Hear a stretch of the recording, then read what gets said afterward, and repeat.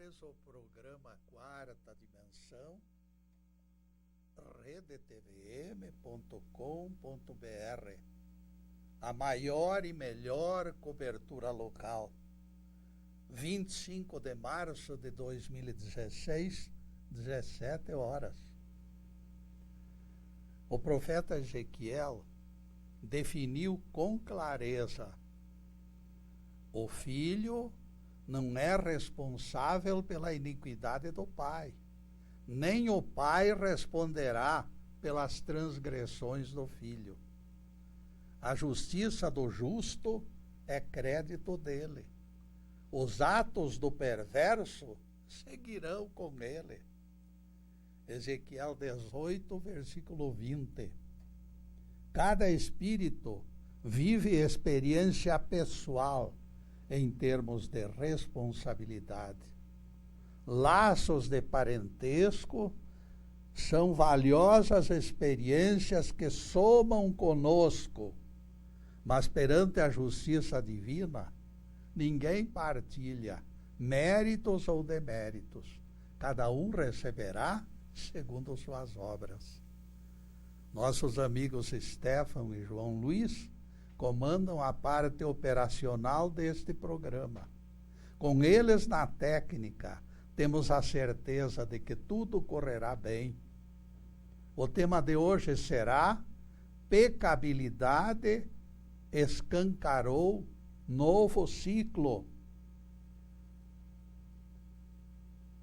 Com o rosto tisnado pela impaciência, o teólogo acusou Adão como autor da enorme tragédia. Aquele malvado introduzira o pecado no mundo. Oh, que horror! Reclamavam vozes femininas. Crianças confusas diante do desastre distribuíam socos no ar. Maldito aquele que introduziu a culpa no planeta Terra. Os alunos de teologia mostraram-se indignados, porque os professores lhes informaram que Deus, lá nos primórdios, planejara a vida eterna. A justificativa dos queixosos era o motivo que levara o Criador a cancelar a mordomia. Saboreando o fruto proibido, Adão e Eva induziram Deus a cancelar as benesses. O mapa de uma humanidade feliz foi rasgado quando o casal do Éden prevaricou. A violação do fruto proibido destruiu as esperanças humanas. Doença e morte chegaram pela desobediência de duas pessoas. Vejam só, meus caros, 2 pessoas apenas e o mundo ruiu. Dizem que Jeová tinha plano de felicidade para os humanos e que o plano abortou quando Adão e Eva resolveram saborear aquele fruto. Isto seria hilariante se não fosse demasiadamente inverossímil. Por favor, meus caros, sigam o meu raciocínio. O Deus do universo concebe a ideia de entregar vida eterna sem lágrimas, sem dores e sem sofrimento para todos os seus filhos. É uma decisão divina, um projeto de Deus. Um casal, influenciado por uma serpente, come fruta do pomar e o projeto é rasgado por culpa destes sabotadores. Pronto, nada feito, plano cancelado. A humanidade de todos os séculos e milênios ficou sujeita ao câncer, à AIDS, à lepra e a todas as pragas e febres, porque o fruto daquela árvore foi devorado pelo casal adâmico.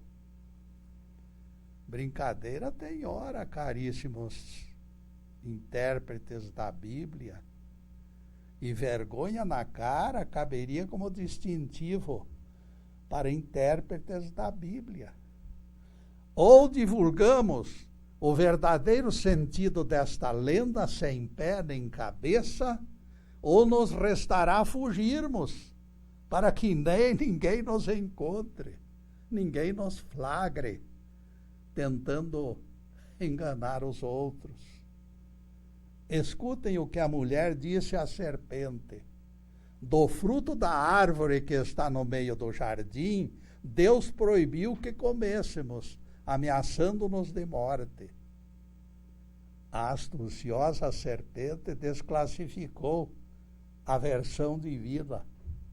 Deus sabe que no dia em que comerdes tal fruto, os vossos olhos serão abertos, e sereis como deuses pelo conhecimento do bem e do mal. Gênesis 3, versículos 2 a 5. Os algemados não apreciam esses esclarecimentos. Tudo que a serpente disse, enrolada naquela árvore, foi confirmada por Jeová, conversando com assessores. Eis que o homem Adão se tornou como um de nós, conhecendo o bem e o mal. Gênesis 3, versículo 22, palavras de Jeová. Quem fala a verdade não merece castigo. Era a frase repetida pela minha avó Maria. Percebam, meus caros, algo pertinente. Vejam que a serpente falou verdade. Se saborear o fruto abriu os olhos de Adão, como profetizou a serpente, e Jeová confirmou isto, revela que a ingestão do fruto produziu benefícios para Adão. Ora, se Jeová e a serpente falaram a mesma linguagem, ela não era o bicho-papão que alguns teimam em classificá-la. Ela falou a verdade. Se a serpente fosse Satanás, como dizem os catedráticos, por que as suas palavras foram confirmadas por Jeová? Os olhos de Adão agora enxergavam mais longe. Se comer do fruto acarretaria morte inexorável, por que Adão ainda viveu 930 anos? Isso é uma contradição. Os dias todos da vida de Adão foram 930 anos. Gênesis 5, versículo 5. Podem ler lá. É indispensável manter coerência na interpretação para não confundir símbolos com simbolizados. No meio de tantas expressões duvidosas, vocês acham sensato concluir que sofremos, nós todos, por causa da ingestão daquela fruta? Analisem comigo o que aconteceu ao culpado dos sofrimentos humanos, o velho Adão de guerra, acusado de inventor do pecado no mundo. Saibam que ele se tornou um de nós, em termos de divino, em termos de Deus. Deus disse, ele se tornou como um de nós, conhecedor do bem e do mal. Deus disse isso aos assessores, está na Bíblia. Além de ser classificado como alguém do elenco divino, Adão teve os olhos abertos e viveu 930 anos. Pasmem, senhoras e senhores. Para quem ia morrer logo após comer o fruto, 930 anos de olhos bem abertos mostra que a sentença de Jeová não se referia à morte física. Adão se deu bem E se este famigerado pecado original fosse aquilo que os teólogos dizem, a única vítima teria sido a posteridade de Adão. Concluímos então que a morte, na linguagem bíblica, tem inúmeros significados. Em fadigas obterás o sustento durante todos os dias da tua vida, disse o Criador para Adão, como castigo. É este o significado de morrer nesta passagem, portanto. Aflições do planeta de provas equivalem à autêntica morte. Adão deixou o presente de grego para a curta inteligência dos catedráticos que entenderam tudo pela letra mortífera. Este pecado original, universalizado como castigo, não passa de invenção insustentável. Por todas estas razões eu afirmo, o fruto proibido é o despertar dos primeiros rudimentos da inteligência na raça adâmica. Aqui nós estamos falando com clareza e com maturidade. Impacientes, os adâmicos forçaram a barra usando o fruto antes de amadurecido. Eis a razão da proibição: colheita inválida. A serpente simboliza a mente do ser humano demasiadamente ansiosa, contrabandeando mistérios sagrados em hora imprópria. E neste hora imprópria, meus caros, nós vamos fazer a primeira interrupção em nosso programa para os comerciais do canal. Mas é um instantinho só. Daqui a pouco estaremos de volta. Obrigado.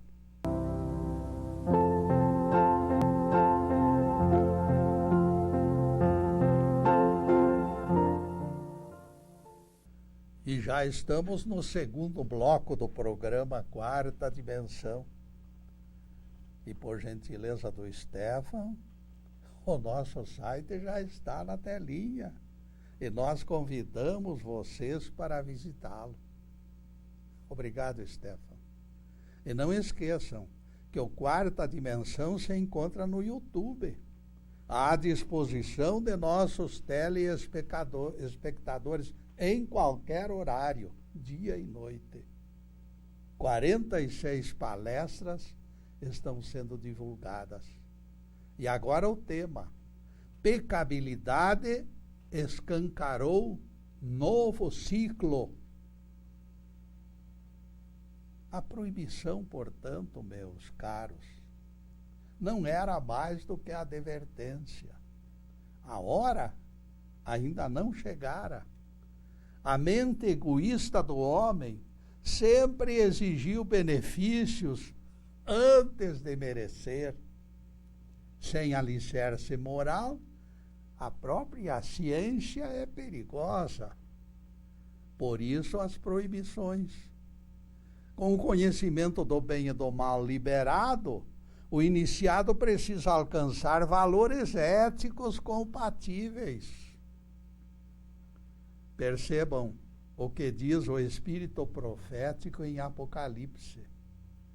Ao vencedor darei de comer a árvore da vida que está no paraíso do meu Deus. Apocalipse 2, versículo 7. Ao vencedor darei a comer da árvore da vida que está no paraíso do meu Deus. Aqui o fruto é liberado.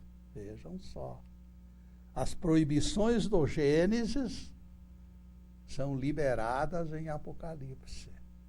Os frutos da árvore da vida são prometidos aos vencedores, ou melhor dizendo, aos eticamente responsáveis. É fácil o entendimento quando colocamos bom senso na interpretação. A coisa muda de figura. Compreender se torna algo descomplicado. Por quê? Porque nós estamos usando de bom senso. aquela figura enrodilhada na árvore do Éden simbolizava implante de inteligência na mente dos adâmicos. É um símbolo do nascimento da primeira inteligência. Vocês sabem que a estrela d'alva inicia quando aquela manhã só tem uns raios de claridade. E a meio-dia o que acontece? O sol aparece enorme, colocando claridade em todo o planeta, na metade do planeta. Então vocês vejam só a diferença das duas inteligências. Quando eclode a primeira, é uma inteligência muito falha, muito pequenina. É uma claridade que não esquenta, que não dá calor.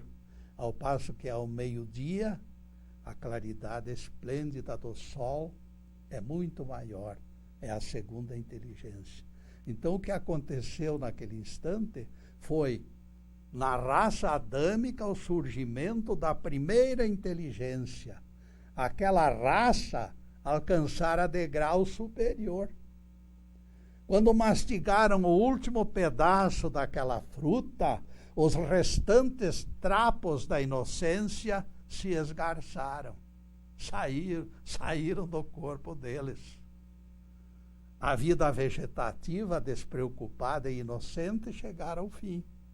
Junto com a primeira inteligência, porém, e em consequência dela, o egoísmo chegara. A primeira inteligência gosta de tirar vantagens, satisfazer o ego.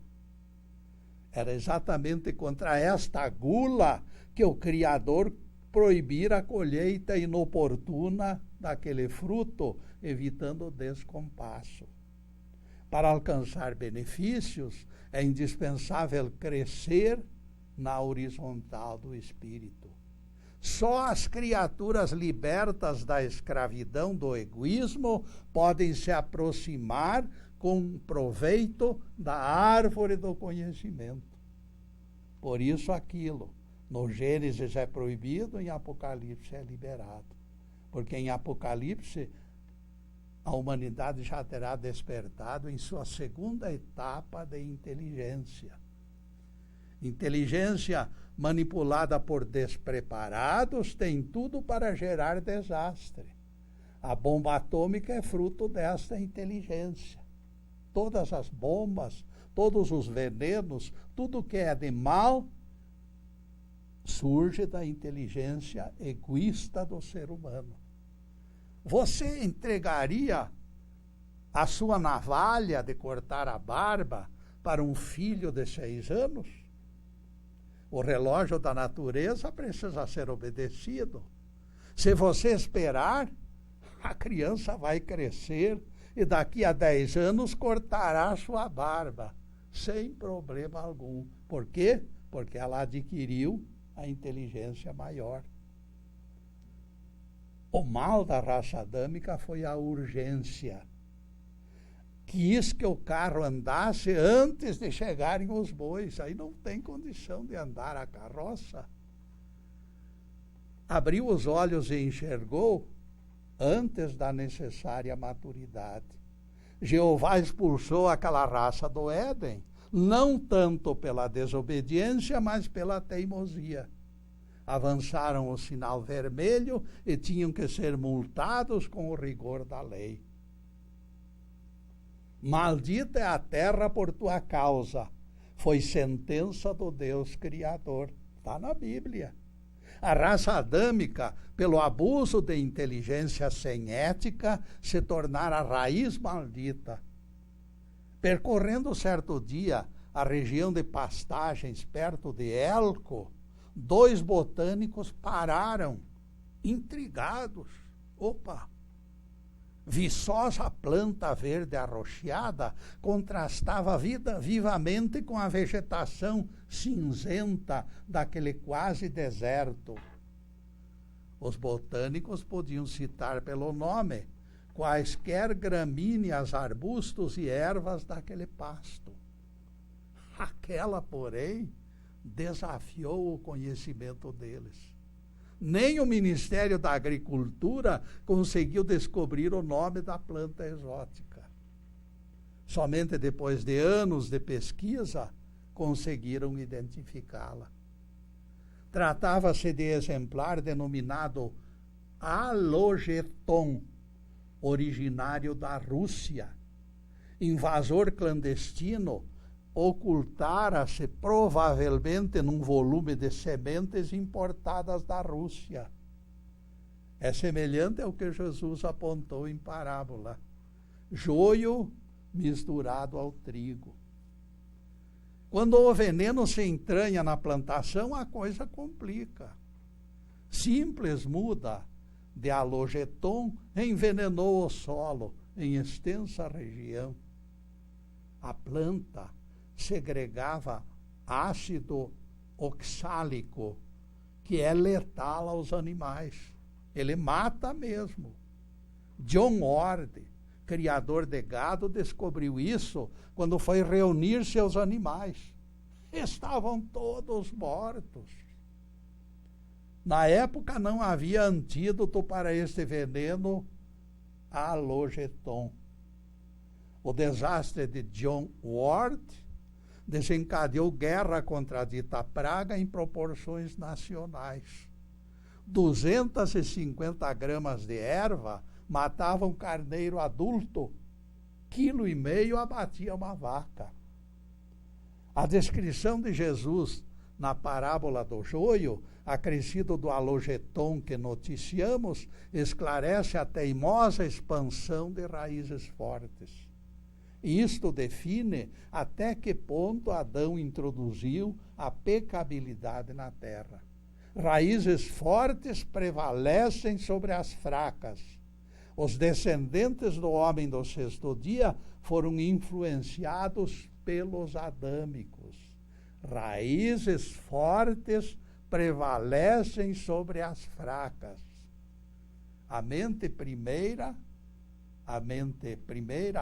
primitiva é terra fofa, onde o joio cresce e se expande.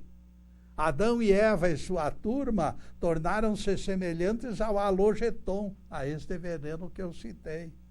Adão e Eva usaram aquele veneno, o veneno da disseminação do seu egoísmo, e a terra ficou do jeito que nós hoje ainda temos restos dessa corrupção toda que existe no planeta. Ninguém mais suportava em Éden os efeitos do veneno deles, quando eles viviam lá. Por isso Jeová exilou os peçonhentos para que os outros pudessem viver. Decretado o juízo final no Éden, os ímpios foram exilados para o planeta Terra e continuaram espalhando raízes de perversidade. Nesta altura do campeonato, valerá a pena fazer ressalva para louvar e agradecer o acerto e a sabedoria de Deus. A raça adâmica, veneno no Éden, aqui na Terra se tornou benéfica.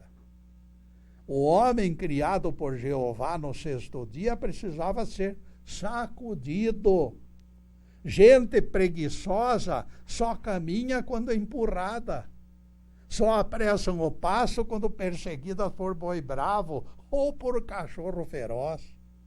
Sem arrastão, elas se imobilizam no mesmo lugar, sentam ou até deitam. Os adâmicos os atropelaram com energia. O pai deles, criado no sexto dia, meus caros, era bicho preguiça, mais bicho preguiça do que gente. E aqui neste ponto, meus caros, nós vamos fazer mais uma pequena interrupção em nosso programa para os comerciais do canal, mas é um instantinho só. Daqui a pouco estaremos de volta. Obrigado.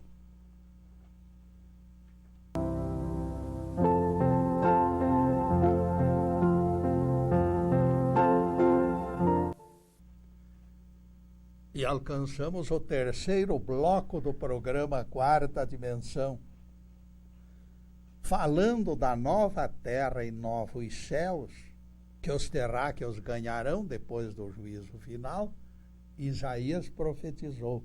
Prestem bastante atenção nessa profecia. Morrer aos 100 anos será morrer ainda jovem.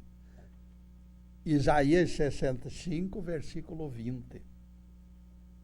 Estas palavras de Jeová, proferidas pelo profeta, mostram que teremos inúmeros julgamentos em toda a extensão do universo. Aqui na Terra, os humanos continuarão em corpo físico, isto aí demonstra. E morrerão, porque alguém diz que depois do juízo final não haverá morte. No entanto, Isaías fala, no mesmo final de ciclo, ele fala nesta morte, apesar da avançada idade, porque não será como hoje. O povo, depois do juízo final, vai ter saúde, mas todos morrerão dentro daquele ciclo que o corpo suporta, porque corpo não existe corpo que supere aquele período exato em que ele tem capacidade de viver. Aqui na Terra, os humanos então continuarão em corpo físico e morrerão, embora com avançada idade. O texto é claro: morrer aos 100 anos será morrer ainda jovem. Para completar a informação de que ocuparão corpos físicos, eu divulgo outra revelação de Jeová neste mesmo capítulo 65 de Isaías. Eles edificarão casas e nelas habitarão. Isaías 65, versículo 22. Espíritos não precisam de casas para viver. E depois desse pinguinho de doutrina, continuaremos o nosso assunto de hoje. Pecabilidade escancarou novo ciclo. Escutem o que a Bíblia nos conta sobre esta fase da história. O Criador já dera por fim da sua tarefa. Lá nos 6 dias da criação, o 7º dia é o descanso. Ele já dera fim da sua tarefa, já terminara. E até dizem que tiraram um cochilo no 7º dia. Inexplicavelmente, então, a Bíblia emitiu um lamento injustificável. Depois do 7º dia, não havia homem para lavrar a terra. Gênesis 2, versículo 5. Como pode ocorrer tal absurdo, de vez que já no 6º dia foram criados o homem e a mulher? Criado estava, mas a preguiça mantinha o casal na cama, executando a única função que lhe dava alegria: fazer filhos. E nas horas vagas caçar para não morrer de fome. Lavrar a terra é muito trabalhoso, reclamava o homem do 6º dia, sem a menor disposição para o batente. A raça adâmica tornara-se pedra no sapato de Jeová e teria que ser transferida de Éden. E o Criador matou 2 coelhos com única paulada. Vejam só a sabedoria de Deus. A ideia criativa de Deus foi solução para 2 problemas. Fez limpeza em regra em Éden, carregando aquela raça terrível, e levou Adão com sua turma de feitores para que os terráqueos aprendessem as virtudes do trabalho. Não queriam aprender pelo amor, precisavam aprender pela disciplina férrea. Essa é a maneira espiritualista de entender os livros sagrados num conceito amplo de universalidade. O que a Bíblia diz nas entrelinhas configura projeto coerente de quem deseja imposição da justiça. O problema de Éden ficara solucionado. Terminou a paralisia na terra com a chegada dos capatazes com chicotes nas mãos E a história desses milhões de anos tem mostrado a lentidão com que nós, humanos, aprendemos. Nós ainda estamos numa fase de tanta corrupção, de tanto desentrosamento social, de tanto engano, tanta ladrãozada, tanta coisa terrível que é até difícil de viver tranquilo. Chicotes castigaram escravos durante todos esses séculos e milênios, numa verdadeira sinfonia de horror, e até hoje a injustiça e os clamores acontecem. Para que os adâmicos largassem as mordomias de Éden, foi preciso guerra, conforme palavras de Apocalipse. Ocorreu grande batalha no céu, Miguel e seus anjos pelejavam contra o dragão, e o dragão com seus anjos pelejavam contra ele. Apocalipse 12, versículo 7. Logo em seguida, a profecia mostra o destino do exército perdedor. E o dragão foi precipitado na terra, ele e os seus anjos. Apocalipse 12, versículo 9. Profeta não é intérprete, meus caros. Profeta descreve imagens.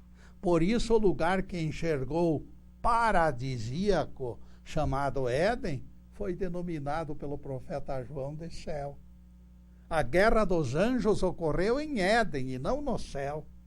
A nossa afirmação se baseia em lição de Jesus. Ninguém subiu ao céu, senão aquele que desceu do céu, a saber, o Filho do Homem. João 3, versículo 3.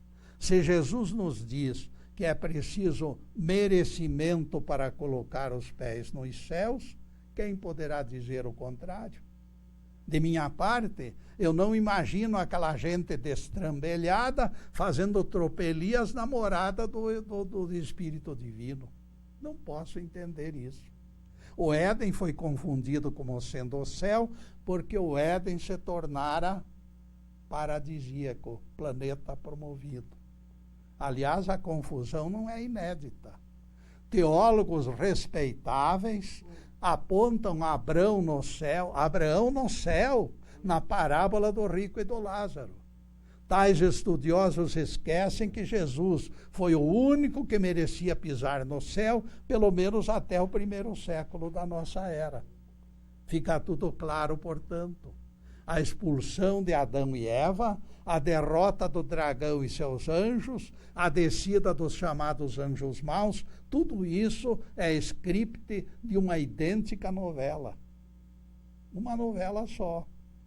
E a dita novela tem o Éden como capítulo 1.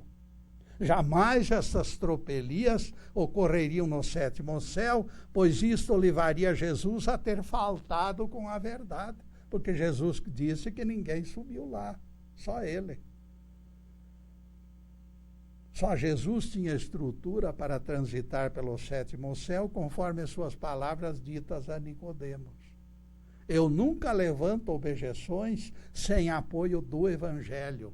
Antes de tudo, procuro o Mestre, pois ele garante autenticidade. Os demais escritores da Bíblia vacilam e erram.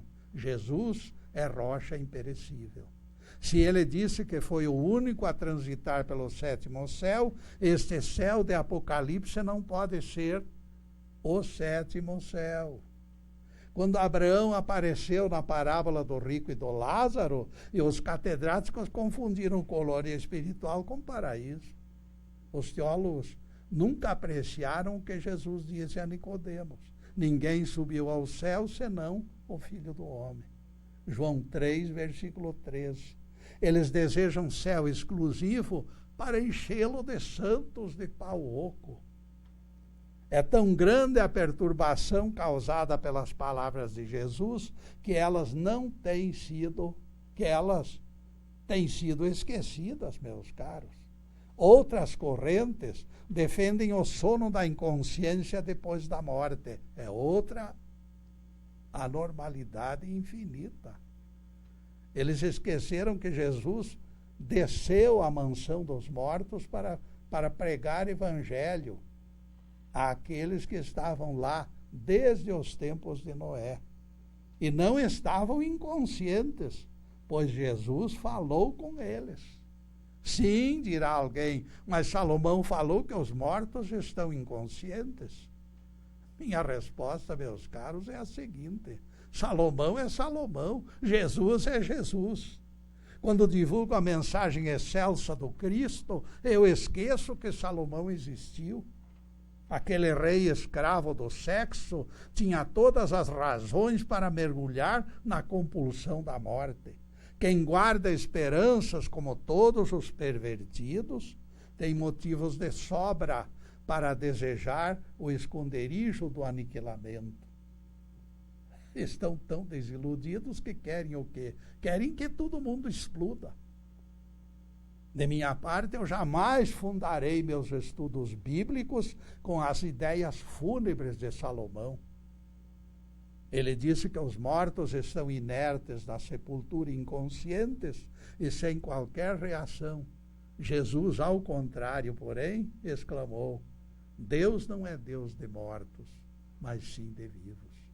E neste Vivos, meus caros, nós faremos mais uma pequena interrupção em nosso programa para os comerciais do canal, mas é um instantinho só. Daqui a pouco estaremos de volta. Obrigado.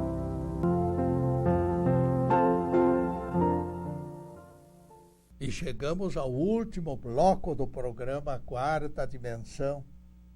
E anotem na agenda. Toda sexta-feira é dia deste nosso encontro.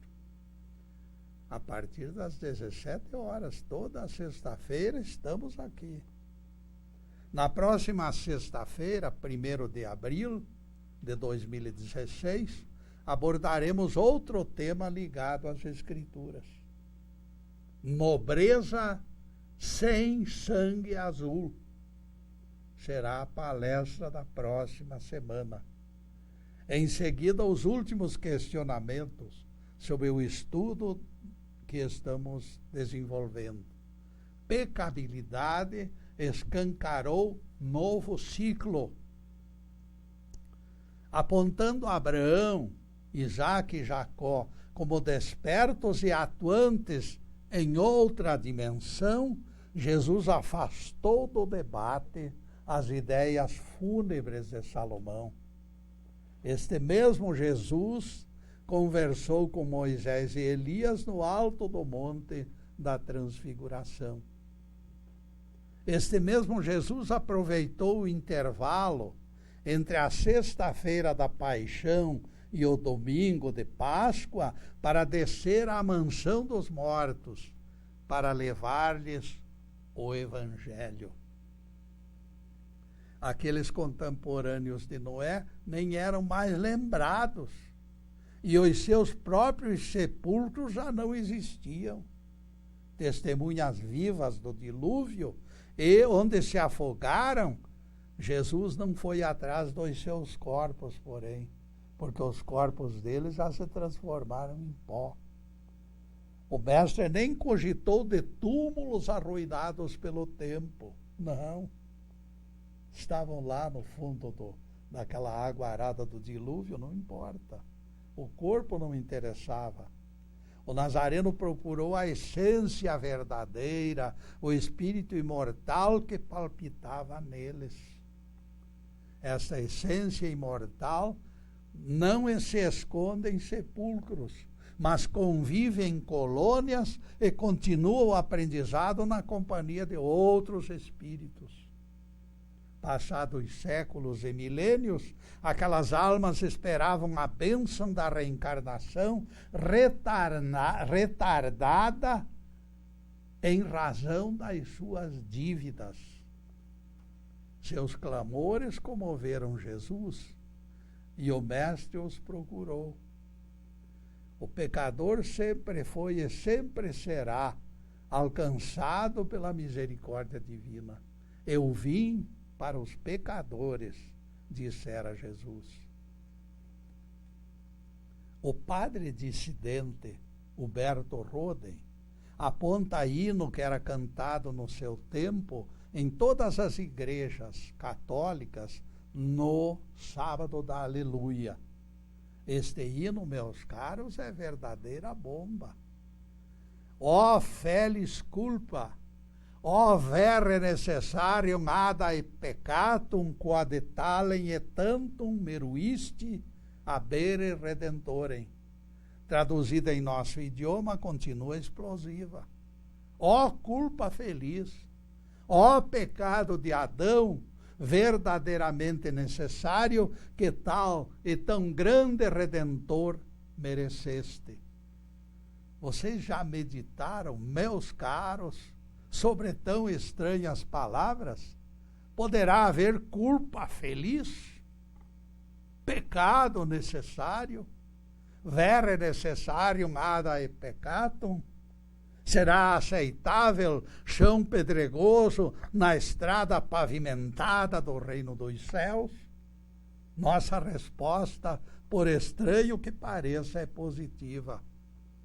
Pecabilidade representa estágio superior ao marasmo da inocência.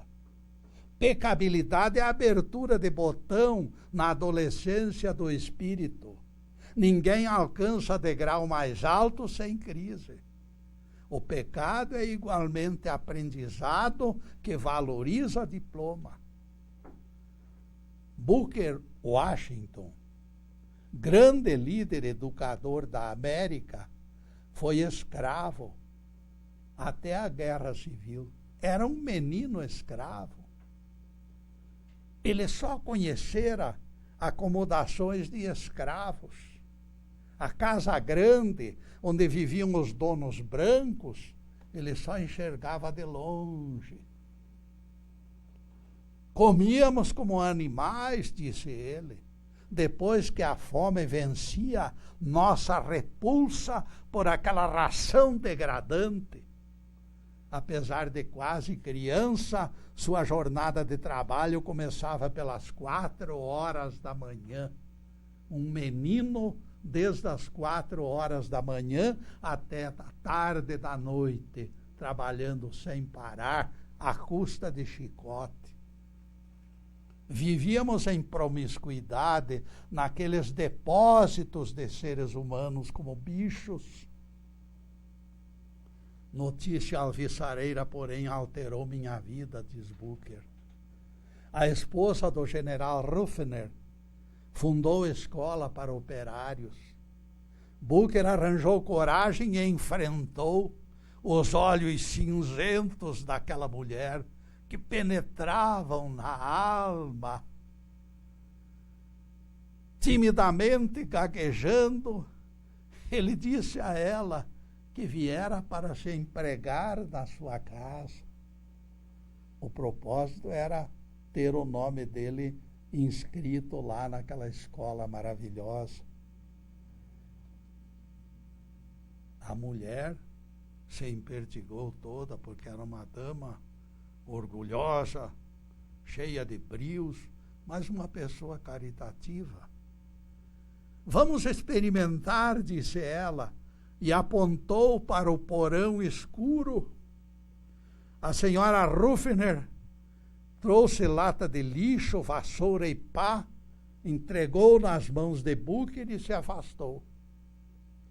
Em trabalhos anteriores sempre havia alguém dando ordem, acicatando o escravo. Agora, diferentemente, a iniciativa fora entregue em suas mãos. Garrafas de uísque quebradas, cacos de louça, panos apodrecidos. A senhora Ruffner veio ver e não ficou satisfeita, apontando sujeira atrás da porta. Booker, desanimado, viu cair montanhas de lixo aos seus pés, que ele nem percebera. Até cobra escapou da sucata que se encontrava atrás daquela porta. Depois de nova tentativa de limpeza, outra vez Booker pediu vistoria e novamente foi reprovado. O chão está pronto, mas o teto nem foi tocado, disse a senhora Ruffner, fazendo despencar chumaços de teia de aranha em cima do escravo. Aquele emprego e o estudo pareciam cada vez mais longe para o menino, e ele estava aflito, coitadinho. Suor frio começou a porejar pelo corpo de Booker, aflito como jamais estivera. E se entregou de corpo e alma na limpeza, esquadrinhando tudo com cuidado extremo. Foi nesta altura que a senhora Ruffner retornou pela terceira vez. Apreensivo, observei a sua fisionomia severa, inspecionando tudo, por baixo e por cima, não deixando nada sem análise. Depois a mulher imponente olhou o Booker dentro dos olhos e disse: agora está realmente limpo. Seria capaz de fazer, ninguém seria capaz de fazer melhor que você, filho. Exclamou sorridente aquela mulher que o menino considerava do outro mundo. Naquele momento, Booker morrera como escravo e nascera como homem liberto da escravidão. A mulher ilustre o arrancara do anonimato da servidão e ele foi contado entre personalidades benfeitoras do seu tempo. Booker se tornou uma autoridade em matéria de educação. O ser humano é servo do pecado até determinado momento.